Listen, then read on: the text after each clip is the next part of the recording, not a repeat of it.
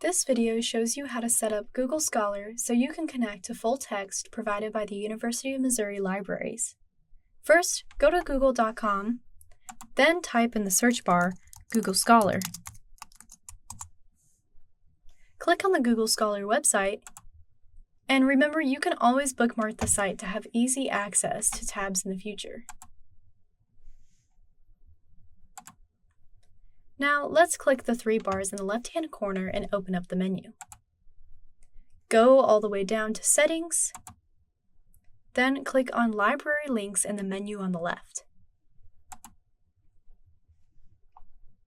In the search bar, search University of Missouri. If it's not already clicked, click the checkboxes University of Missouri, Find It at MU, and Open WorldCat Library Search. Then click Save. Let's test it out. I'll put a search in, and when I see an article that I want to read, I'm going to click the Find It at MU link.